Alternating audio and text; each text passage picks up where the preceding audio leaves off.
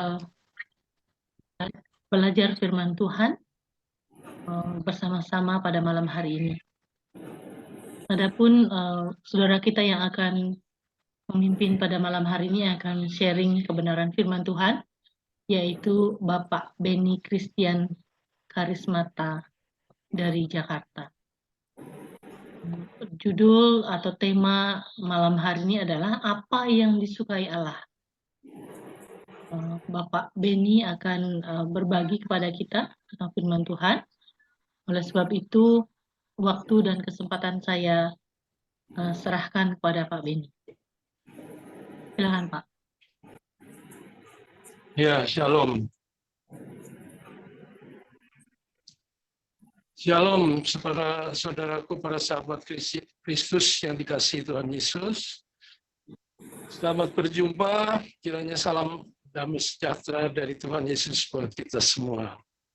Malam hari ini, pada nggak hadir apa ada masalah kedukaan itu kali ya? Iya mungkin Pak, ada yang beberapa yang melayat. Oh, di mana sih, di Surabaya? Iya betul Pak. Oh, ya, jadi Pak Freddy-nya nggak datang ya, sama siapa? Pak Hendrik. Pak Freddy sudah ada Pak. Saya ada, Pak. Sudah ada. Saya ada. Pak Hendrik. Oh, haleluya. Ya, kita berdoa ya, kita mulai ya. Oke. Terima kasih Tuhan Yesus. Engkau yang biasa menjadi pemimpin di dalam kehidupan kami. Malam hari ini kami ingin dengar pemimpin hidup kami berbicara di dalam tubuhmu sendiri. Berita kepada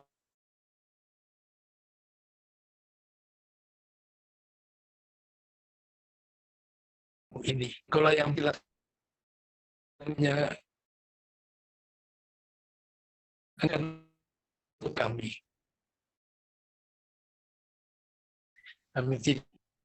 tidak mengizinkan. Bentar, ini rekamannya. Aduh, rekam lagi. Oke, jalan Pak.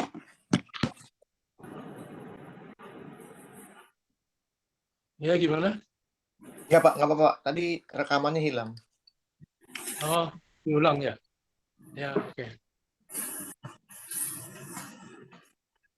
Ya, puji Tuhan, untuk kedua kali saya terima tema judul yang pertama, waktu itu dilepaskan oleh salib, itu juga berkaitan dengan kisah cerita saya, dan hari ini juga apa yang disukai Tuhan, itu juga mengingatkan kisah cerita saya.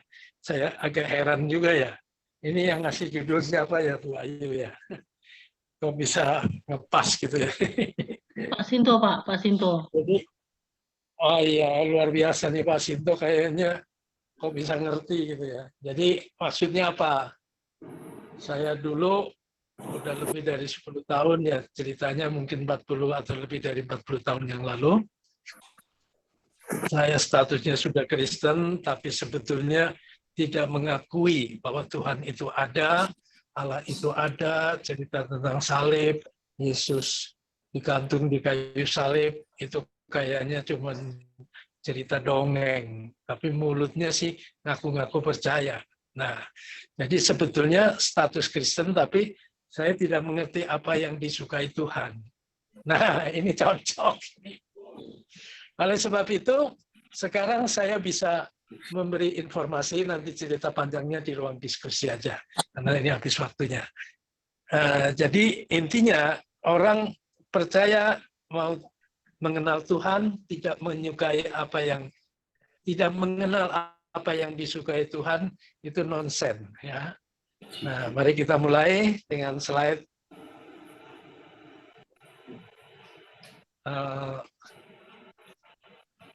Sedikit saya mau mengulas tentang nats ya. Nats dulu. Nats itu Efesus 5 dari ayat 15 sampai 21 ya. Nah, jadi Ayat Nats dari 15:21 itu di sini cerita tentang apa yang dikatakan Paulus. Dalam hal ini adalah Paulus sudah menjadi manusia baru ya. Jadi dia menceritakan karena dia mengalami hal yang lama. Manusia lama itu manusia yang ganas, sadis. Para pengikut jalan Tuhan itu dikejar, disikat, disiksa, dimasukin penjara atau dibunuh. Nah, akhirnya dia sekarang bisa menjelaskan tentang cara hidup yang benar, menjadi orang yang arif, jangan bebal. Halo? Kok ada suara-suara ya?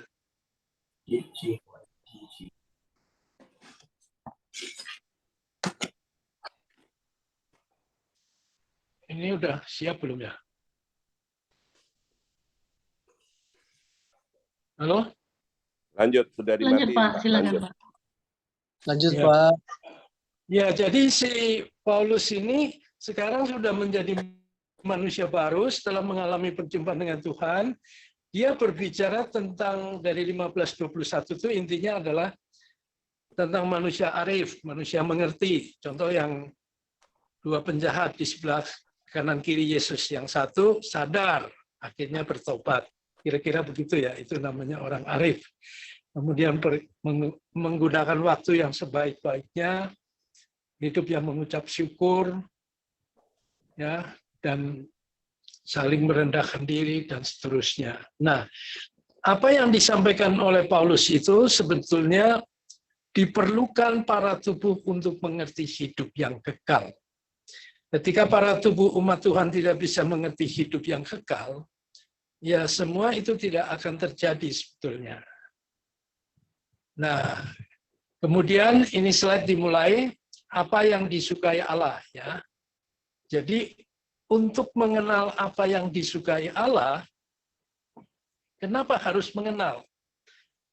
Saya analogikan, bayangkan dua orang pria dan wanita yang sedang memadu kasih, bertemu di satu tempat, tetapi sepanjang waktunya dia cuma pandang-pandangan saja, tidak banyak berbicara. Ya. Saling mencinta, tetapi tidak ada perkataan, tidak bicara. Tidak mengerti apa yang disuka tahan. Ya. Jelas akhirnya putus sendiri. Begitu juga dengan umat Tuhan. Apakah umat Tuhan sudah mengenal apa yang disukai? Tadi saya sudah katakan, itulah saya. Sekian lama, lebih dari 10 tahun, jadi orang Kristen, sudah dibaptis, sudah CD, sudah dibaptis, tetapi masih meragukan. Jadi Tuhan bagi saya hanya sebuah sugesti. Nah, akhirnya saya bisa mengenal dia, dan saya dipimpin untuk mengerti dia. Panjangnya nanti di ruang diskusi ya. Nah, jadi bagaimana mengerti apa yang disukai Allah? Kita tahu dalam Yohanes 1, pada mulanya firman, firman bersama-sama dengan Allah, dan firman itu adalah Allah. Dan seterusnya sampai ayat 5 ya. Ia ada pada mulanya bersama dengan Allah, segala sesuatu dijadikan oleh dia, tanpa dia tidak ada sesuatu pun yang jadi dari segala yang telah dijadikan. Di dalam dia ada hidup, dan hidup itu adalah terang manusia. Nah, di sini kita mau fokus kepada firman itu adalah Allah. Jadi, mengenal Allah tidak jauh dari firman-Nya. Ini saya harap semua saya pelan-pelan di sini ya. Karena ini yang terjadi pada saya sehingga saya menjadi antusias.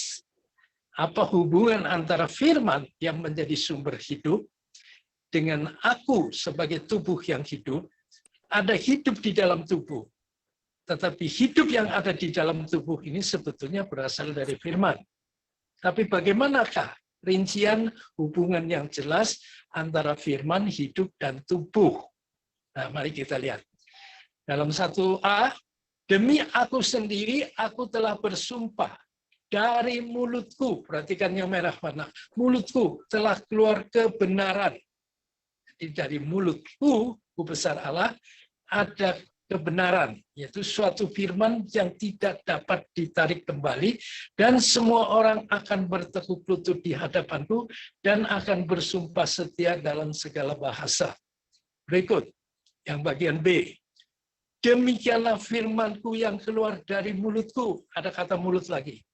Ia tidak akan kembali kepadaku dengan sia-sia, tetapi ia akan melaksanakan apa yang ku kehendaki dan akan berhasil dalam apa yang kusuruhkan kepadanya. Jadi di bagian A bicara tentang perkataan, di bagian B dari mulut menyatakan kehendak dan kusuruhkan, atau kusuruhkan diganti dengan kuperintahkan. Lebih enak pakai kata kuperintahkan, jadi sama ya.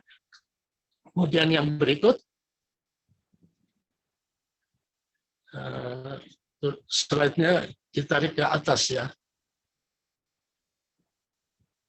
Slide-nya ditarik ke atas.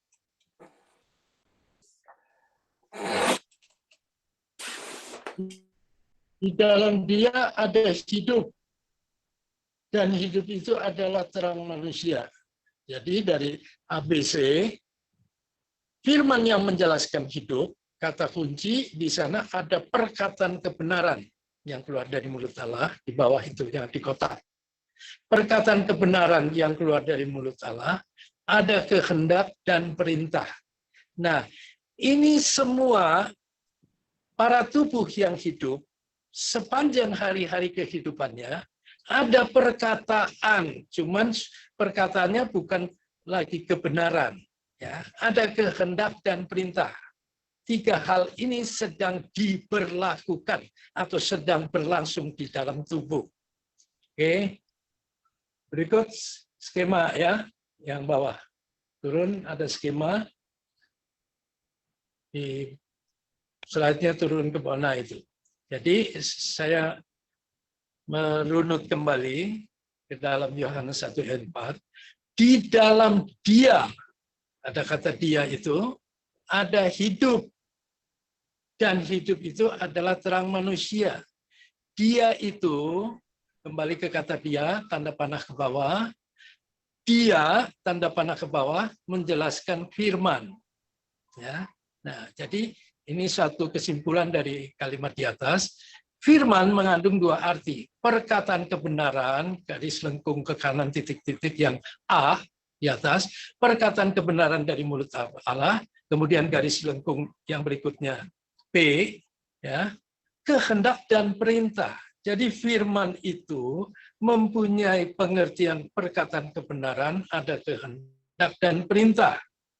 Nah, dalam Yohanes 1 ayat 3, bawahnya ini, segala sesuatu dijadikan oleh dia, segala sesuatu dijadikan oleh dia, dan tanpa dia tidak ada sesuatu pun yang telah jadi dari segala yang telah dijadikan.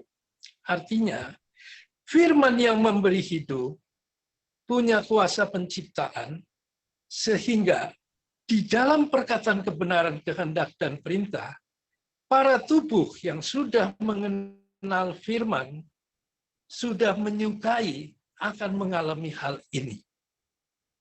Sehingga di situ ditulis di bawah angka 3, di bawahnya itu, yang merah, ya terus ke kanan, berpotensi menjadi pencipta melalui kehendak dan perintah. Perhatikan, semua para tubuh, sebetulnya semua para tubuh mempunyai peluang potensi menjadi pencipta melalui kehendak dan perintah. Status atau kondisi tubuh manusia yang demikian dilihat, diketahui oleh si iblis. Maka dia mengambil peran sebagai firman bohong-bohongan, ya. Jadi si manusia ini, si tubuh penghuni ini diperalat sama iblis. Statusnya tetap sama, menjadi pencipta. Profesionalis, pencipta damai sejahtera, mujizat dan segala macam. Iblis juga sama, cuman bedanya dia ke arah negatif. Ya, bukan konstruktif, destruktif. Ya, orang lagi damai, lagi sukacita, tiba-tiba ada yang tersinggung, gebrak-gebrak meja, marah, meninggalkan komunitas, konflik, kepahitan. Nah, ini profesionalis di bidang penciptaan juga, itu namanya iblis. Nah, berikut yang di bawah, kita lihat ya, rencana Allah. Rencana Allah, di bawah itu, nah rencana Allah. Berfirmanlah Allah, baiklah kita menjadikan manusia menurut gambar dan rupa kita. Dan seterusnya, supaya mereka berkuasa atas ikan-ikan di laut dan burung-burung di udara, dan atas ternak, dan atas seluruh bumi, dan atas segala binatang melata yang merayap di bumi. Maka Allah menciptakan manusia menurut gambarnya. Menurut gambar Allah diciptakannya laki-laki dan perempuan, diciptakannya mereka. Allah memberkati, lalu Allah berfirman kepada mereka, beranak cuculah dan bertambah banyak, penuhilah dan taklukkanlah dan berkuasalah atas ikan di laut dan burung-burung di udara dan atas segala binatang yang merayap di bumi. Jadi ini rencana Allah di dalam tubuh atau manusia. Ketika manusia tubuh itu kondisi seperti saya dulu, cuma rutinitas saja, pergi ke gereja, ya nggak ngerti beginian, hanya sugesti saja, ya. Nah, setelah saya mulai nyadar, baru mengerti betapa hebat, dahsyat, dan akhirnya saya mengalami hal-hal yang supranatural. Nanti dibahas di ruang diskusi. Yang disampaikan di atas, saya singkat begini. Allah yang adalah roh berfirman dalam Kejadian 2 ayat 7, aplikasi dan realisasi daripada berfirman kepada makhluk ciptaan makhluk hidup di dalam Kejadian 2 ayat 7 menjadi sosok tubuh manusia. Nah, di dalam tubuh manusia itu ada kebenaran, ada perkataan, ada kehendak, ada perintah, ada pengertian. Sebetulnya manusia ini ada 5 poin yang saya amati, ya. Tetapi ini baru sebagian ya, ada lebih dari itu. Yang mana 5 poin ini diperagakan oleh Sang Firman. Tentunya Firman itu telah menjadi manusia bernama Yesus. Ini adalah yang terjadi di dalam diri saya. Dulu yang tidak menyukai, bahkan bertanya Allah itu ada atau tidak. Sampai saya berteriak di subuh hari itu. Ya. Dan akhirnya dia menyatakan diri, dan saya mengalami penjelasan demi penjelasan. Ya. Kemudian, poin 3, kesukaan Allah. Artinya, Allah punya kesukaan. Yaitu salah satunya 5 poin itu yang diberikan kepada manusia, dan 5 atau boleh dikata itu 5 harta karun ya, atau cikal bakal, kembangkanlah supaya engkau menikmati hidup.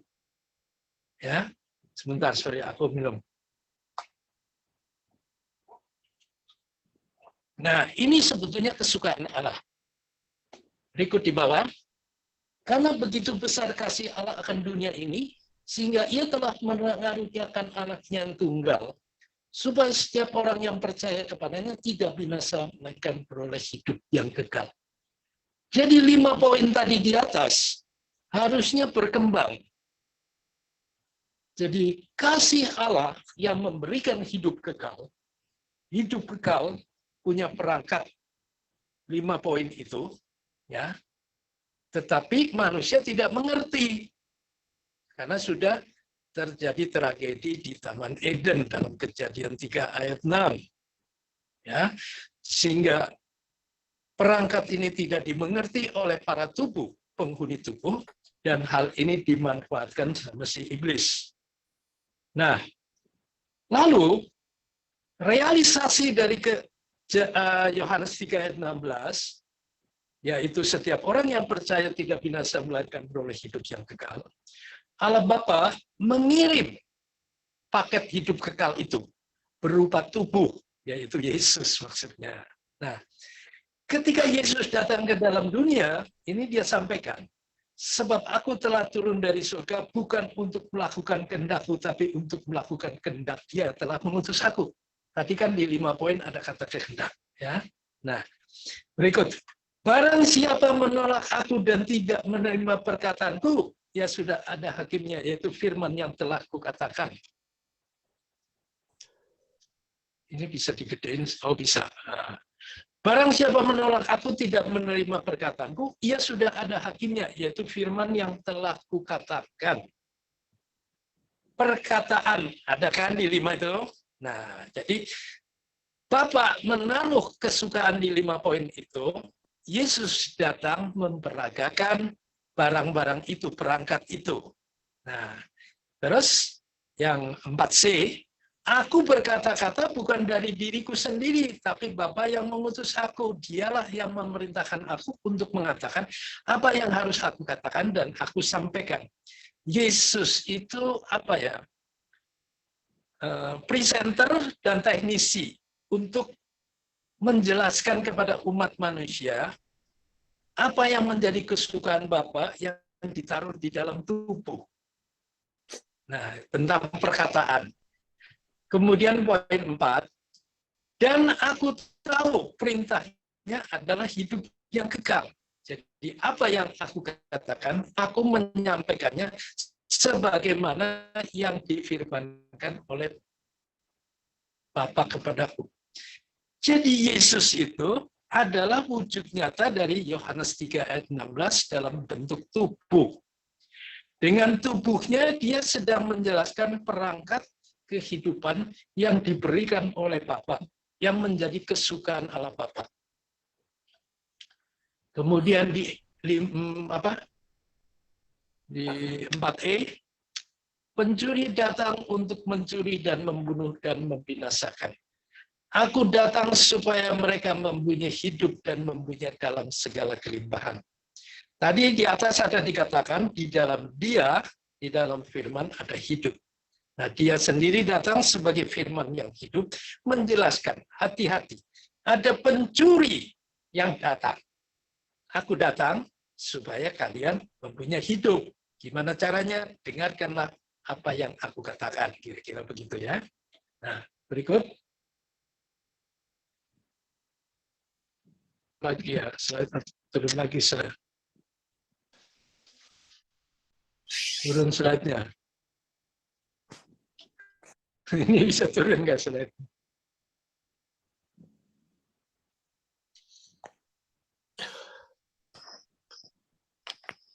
Oh, ya. Jadi katanya kepada mereka.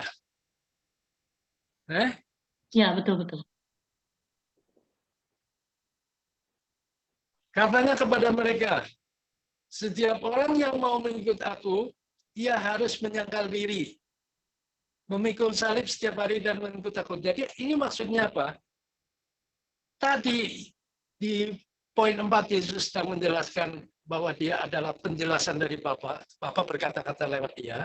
Sekarang persyaratan supaya engkau menikmati, mendapatkan apa yang disukai Allah. Dulu kan saya nggak ngerti. Jadi karena nggak ngerti, ya Tuhan itu cuma sugesti aja. Salib Yesus juga apa benar ada atau enggak, jadi cuek. Ya. Tapi setelah dia kasih tahu, jadi ngerti kan? Artinya setiap orang yang mau ikut aku harus menyangkal diri. Nah, kalau tidak menyangkal, ya kamu nggak ngerti. Karena softwarenya udah, istilahnya mobil tuh barang-barangnya sudah digantiin semua, dibandrekin ya, bukan asli lagi, udah tiruan gitu loh. Jadi kehendak yang ada di dalam tubuh manusia itu bukan original lagi, udah nggak asli gitu loh. Tersinggung, marah, kesel itu bukan asli lagi. Yang ada harusnya damai sejahtera. Berikut 5B, karena barang siapa mau menyelamatkan nyawanya, ia akan kehilangan nyawanya. Ada nggak itu?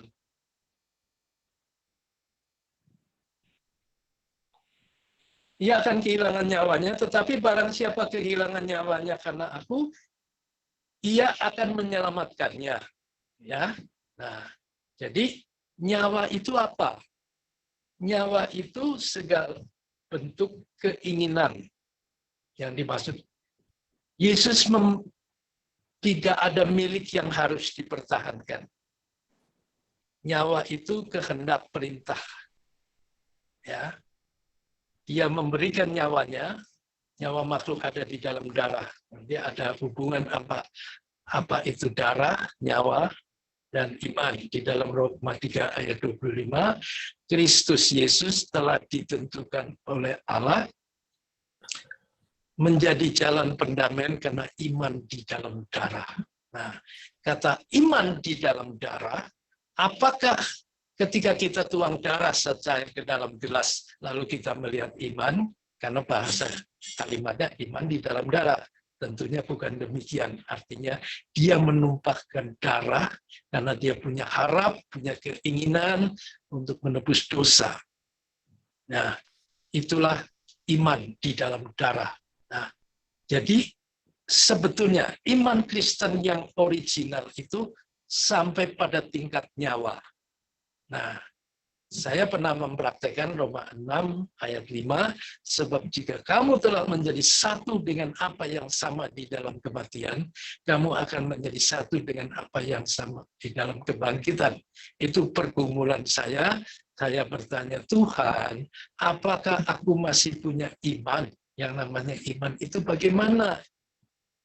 Nah, itulah akhirnya saya bertumbuh untuk mengenal dan mengerti. Iman itu sampai pada tingkat nyawa sebetulnya. Jadi kalau umat Tuhan tidak latihan memberikan nyawa, sebetulnya iman masih perlu dipertanyakan. Apakah iman itu sudah standarisasi versi Yesus? Seperti yang dikatakan dalam Galatia 3 ayat 23 sampai berapa itu. Sebelum iman itu datang, kita berada di penuntun hukum Taurat. Tapi setelah iman itu datang dan seterusnya, maksudnya ya. Nah,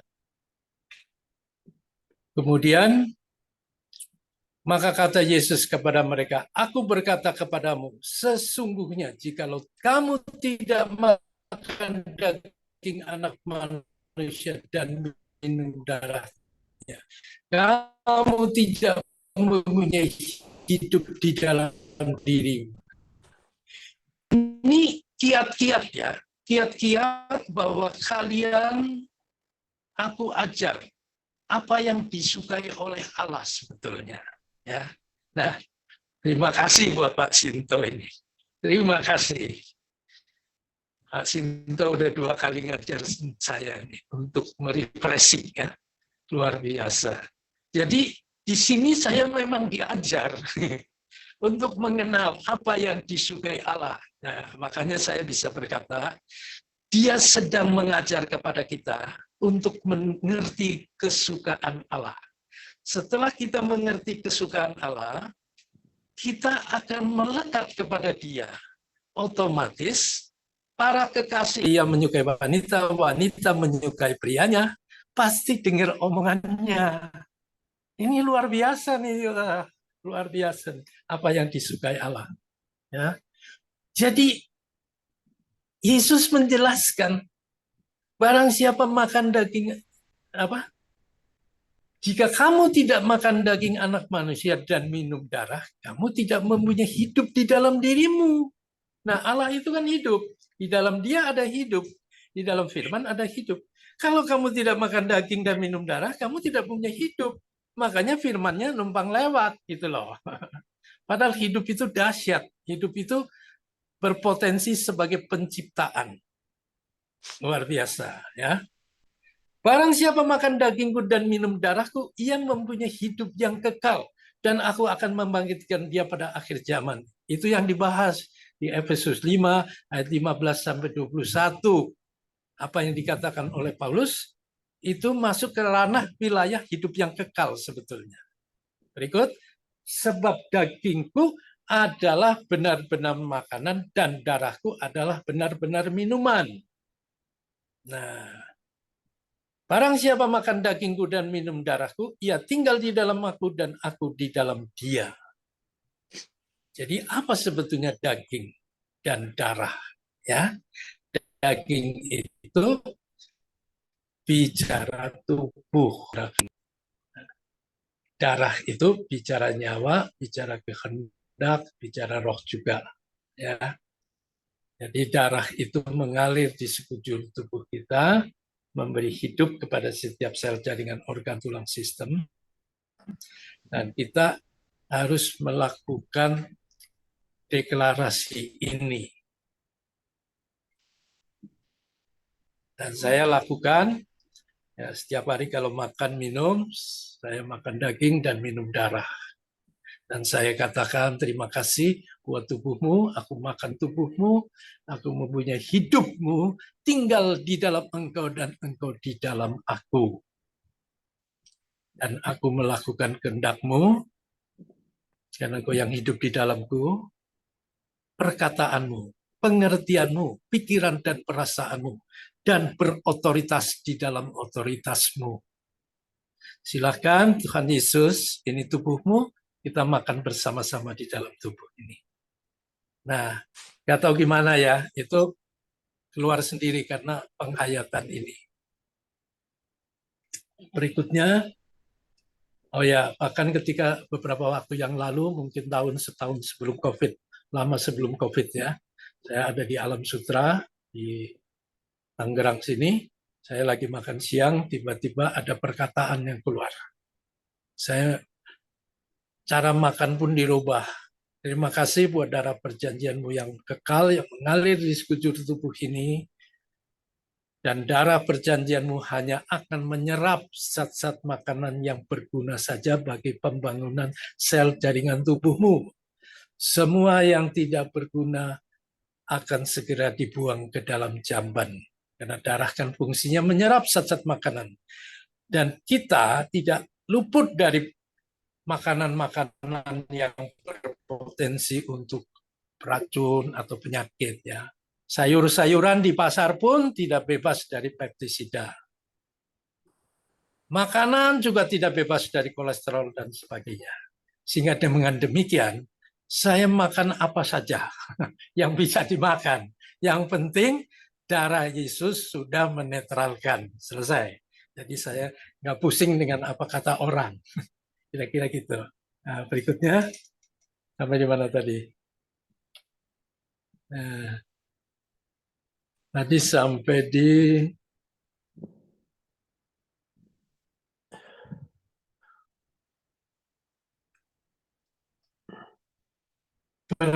siapa makan daging dan minum darahku, ia tinggal di dalam aku dan aku di dalam dia.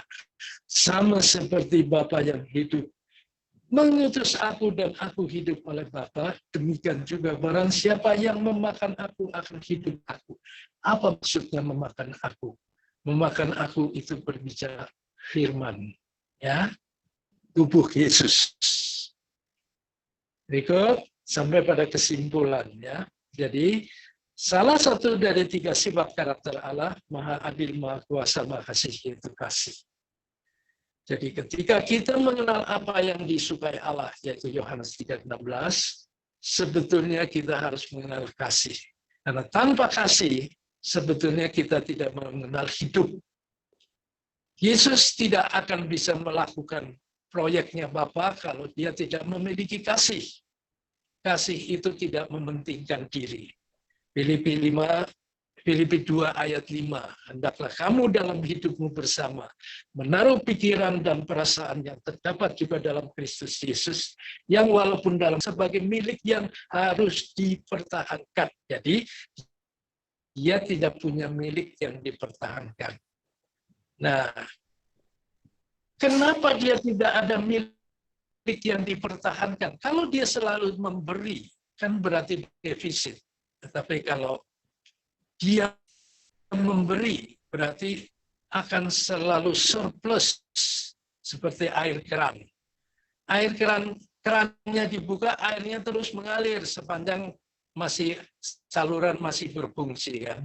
Kecuali kekeringan air, ya, kerannya dibuka, airnya tidak mengalir. Tetapi dia kan kehidupan yang tidak pernah padam, ya, hidup kekal. Jadi dia tidak ada milik yang harus dipertahankan, memberi dan memberi. Jadi kalau kita memang sifatnya kasih, tidak ada milik yang harus dipertahankan, maka posisi kita adalah menjadi saluran berkat seperti Yesus itu loh. Ya. Nah, semasa kuliah saya tinggal di kos. Saya lihat pembantu dan majikan. Ini majikan sama pembantu kelihatannya nggak relevan ya. Pembantu cuma diperas tenaganya, tetapi gajinya kadang dibayar, kadang masih nunggu 1-2 bulan. Ya, padahal kan dia terima uang kos. Melihat itu, ya terjadi suatu hari si pembantu kayaknya lemah, sakit. Nah, terus tiba-tiba saya kasih uang. Ketika saya kasih, saya hanya pas-pasan saja. Artinya pada waktu itu saya pas buat ongkos naik bus mau ke daerah Kebayoran, ya Kebayoran. Oke, saya jalan.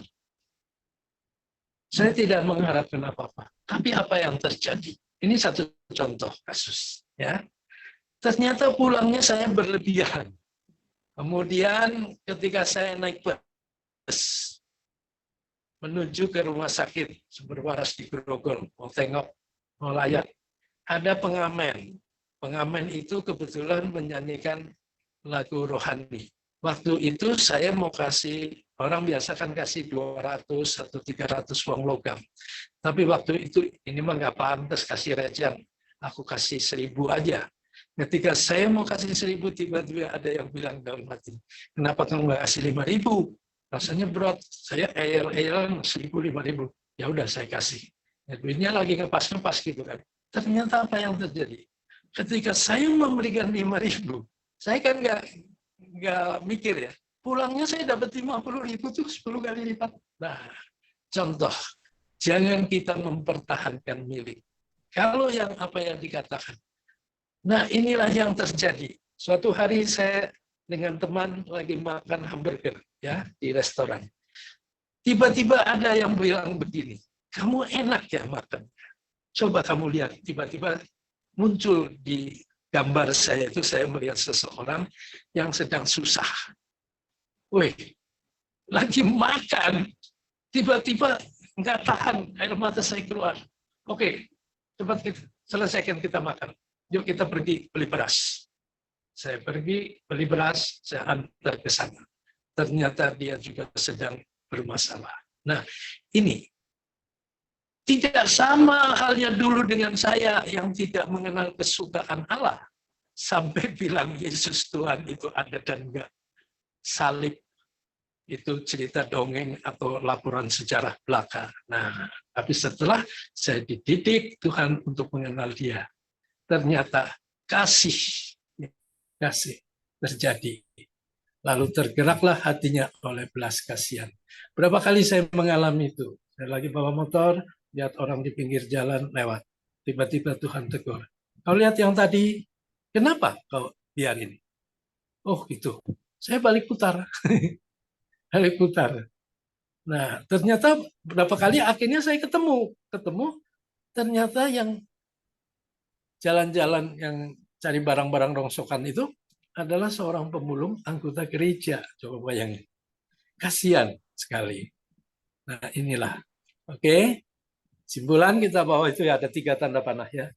Barang siapa makan dagingku dan minum darahku, ia tinggal di dalam aku dan aku di dalam dia. Makan dagingku dan minum darahku. Dagingku itu firman, darahku itu adalah nyawa bicara kehendak.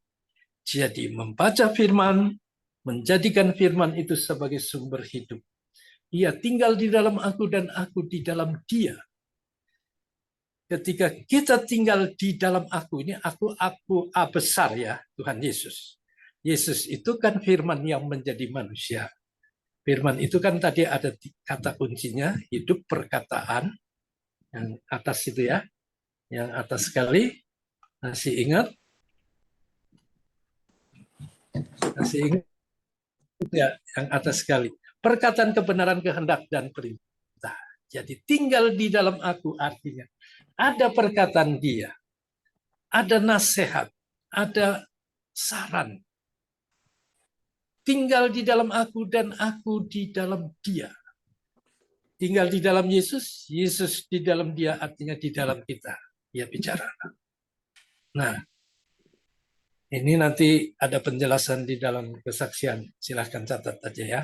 Nah, bagaimana saya dilepaskan dari sakit, 4 dokter sudah angkat tangan, artinya ilmunya nggak kepake. Ilmu kedokterannya tidak bisa menyentuh tubuh saya. Saya diperintah bangun dari tempat tidur. Jadi saya sudah dipersiapkan untuk dilakukan operasi bagian perut bawah.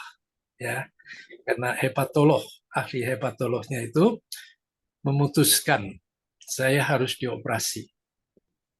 Ternyata tunggu giliran 2 minggu. Setelah 2 minggu, tiba saatnya alatnya rusak. Nah, padahal orang sakit liver itu kan pabrik. Jadi pikiran saya itu cuma mati. Tetapi hari itu saya mendengar, penyakitmu tidak akan mematikan. Justru oleh penyakitmu, engkau akan melihat kemuliaan Allah. Kalimatnya mungkin seperti itu. Saya diam, saya menerawang ke depan, mata saya ngembeng air. Terima kasih Tuhan. Badan saya terasa ada seperti orang merinding kena angin gitu ya. Oh, dan akhirnya 19 Maret tahun 82 antara jam 5 sampai jam 5 sampai setengah, ya jam 5, 5:15 lah. Saya mendengar suara, bangunlah dari sebab kamu sudah sembuh. Saya bertaruh, ini suara siapa? Karena saya harus bed rest total. Tidak boleh bangun dari tempat tidur, karena nilai-nilai laboratorium saya sudah melonjak tinggi. Saya mengalami penyumbatan. Tetapi akhirnya suara kedua, bangunlah, sebab jikalau kamu sudah bangun, sinar matamu berubah dan kamu akan melihat sesuatu yang lain. Di sanalah saya bangun dengan kekuatan yang luar biasa. Saya keluar ambil handuk, saya berjalan menuju kamar mandi. Pada saat kaki saya menyentuh lantai, saya merasa di alam lain. Itulah yang namanya ecstasy, seseorang yang sedang berada di alam lain. Ternyata 5 tahun kemudian saya baru tahu. 5 tahun cukup lama ya. Ketika Tuhan memerintahkan saya dalam Mazmur 66 ayat 5, pergi dan lihatlah pekerjaan Allah yang dahsyat dalam perbuatannya terhadap manusia. Saya bergumul dengan ayat itu sampai hampir 2 tahun. Saya didorong terus untuk terus bergumul dengan ayat itu. Ternyata ayat itu menjadi satu rema. Dan saya melihat kota Manado dari Grogol. Singkat ceritanya, saya berangkat ke sana. Namun sebelum berangkat, serangan datang. Karena saya akan menyeberang laut. Dari Manado menyerang saya di setiap saat. Macam-macam. Sampai dengkulnya sakit, sampai mau kencing aja nggak bisa. Udah kayak orang sakit kencing batu. Sampai akhirnya laringitis ya, radang pita suara. Laringitis dan faringitis, radang pita suara dan tenggorokan ini jadi satu. Nggak ada suara. Jadi di pagi hari itu saya bangun, saya tengkang-tengking sendiri. Jadi saya melepaskan diri saya sendiri. Dan dari mulut saya keluar sesuatu, tapi bukan muntah ya. Angin, angin keluar gitu. Tapi saya sudah radang. Nah, saya waktu itu tinggal di Grogol, di belakang rumah sakit Sumber Waras. Akhirnya saya berdoa.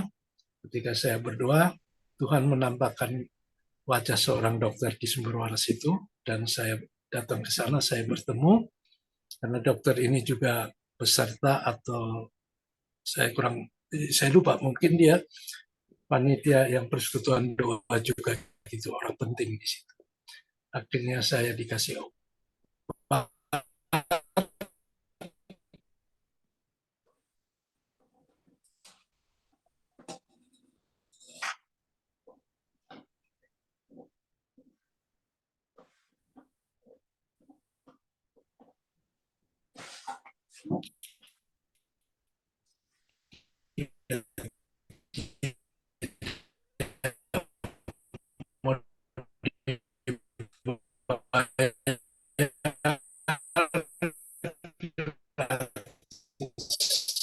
Dan dari situ saya sering di komen. Jadi tidak harus berjam. Kira-kira demikian yang bisa saya sampaikan. Semoga dapat memberkati semua kita. Apa yang disukai Allah? Puji nama Tuhan Yesus. Kiranya Tuhan Yesus memberkati kita semua. Saya tutup di dalam doa dulu, nanti kita lanjutkan ke ruang diskusi. Terima kasih Tuhan Yesus, Engkau begitu baik, Engkau luar biasa, Engkau dahsyat, Engkau adalah realita hidup di dalam tubuh di mana kami hidup. 5 poin itu Engkau hadir. 5 poin itu Engkau hadir di sana Tuhan.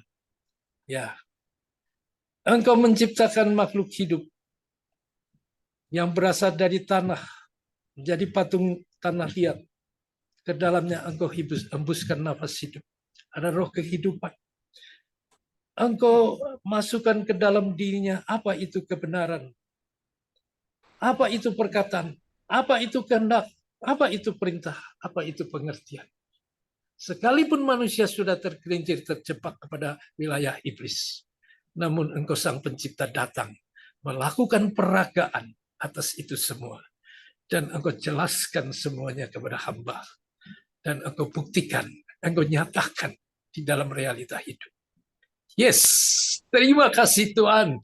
Hamba-Mu berdoa, biarlah pada malam hari ini. Apa yang Engkau jelaskan tentang apa yang disukai oleh Allah lewat tubuh-Mu. Terinstall di dalam setiap para tubuh yang mendengar saat ini. Karena hidup adalah suatu realita. Engkau bukan fata morgana. Engkau bukan hanya sekedar dongeng dan cerita, tetapi Engkau realita hidup. Jadikanlah semua yang hadir di sini menjadi alat peragamu Tuhan. Menjadi kantor pusat-Mu Tuhan Yesus. Kantor cabang. Engkau ingin punya kantor cabang di dalam tubuh ini. Jadikanlah kami semua sebagai kepanjangan tangan-Mu. Haleluya. Terima kasih. Berkati juga untuk FWF atau Osaka. Menjadi tempat di mana dan hidup yang kekal. Segala puji, hormat, syukur hanya bagi kemuliaan nama-Mu. Memberkati semua para peserta yang hadir dan sedang dalam proses bergabung untuk mereka mengalami kasih-Mu Tuhan. Dalam nama Yesus kami mengucap syukur. Haleluya. Amin. Ya, Amin. shalom saudaraku. Tuhan berkati. Ya, silakan. Amin. Terima kasih Pak Ben Christian yang sudah Ya, membagikan firman Tuhan yang luar biasa, juga membagikan kesaksian pengalaman pribadi bersama Tuhan. Selanjutnya ya, saya itu beri baru kesempatan sebagian kecil. bagi Ya, Bapak Ibu. Bu Eva, Bu Ayu, sorry. Ya, itu tadi cuman nyerempet aja. Nanti kalau kesaksian yang cuman waktunya nanti habis ya sedikit-sedikit ya. Oke, terima kasih. Silakan. Baik, sekarang saya beri kesempatan bagi Bapak Ibu Saudara yang ingin bertanya atau yang ingin sharing tentang apa yang didapat dari firman Tuhan yang sudah kita pelajari bersama melalui hambanya Bapak Benny Christian. Saya persilahkan.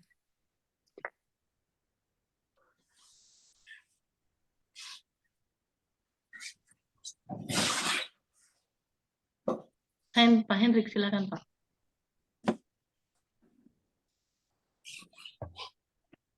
Sebentar Bu ya. Saya habis benerin WC saya bocor. Saya dengar dari tadi.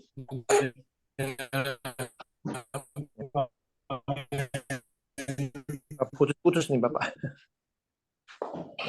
Sebentar.